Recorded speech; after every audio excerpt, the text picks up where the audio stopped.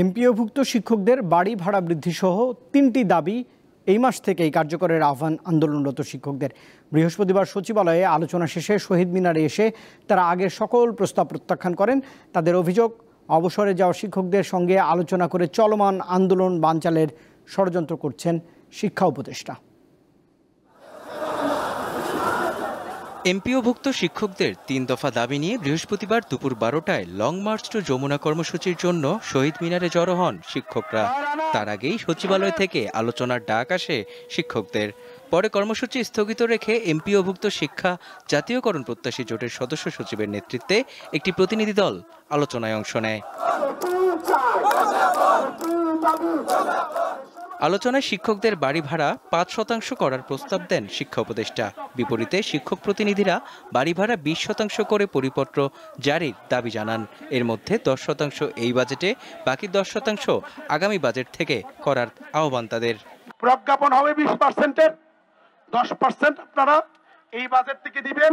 এখন শিক্ষক প্রতিনিধিদের প্রস্তাব উপেক্ষা করে শিক্ষা উপদেষ্টা আলোচনা থেকে উঠে চলে যাওয়ায় একে প্রহসনের শামিল বলে মনে করছেন শিক্ষকরা।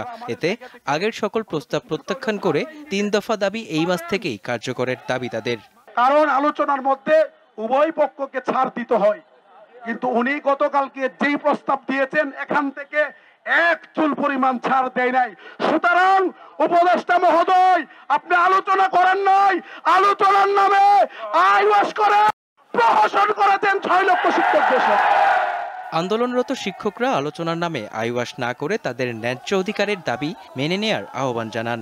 যারা শিক্ষা দিয়ে থাকে, যাদেরকে শিক্ষা গুরু মানা হয়, সেই শিক্ষক মণ্ডলীর প্রাণের দাবি ইতিমধ্যে সবাই জেনে গেছে, সারা বিশ্ব জেনে গেছে।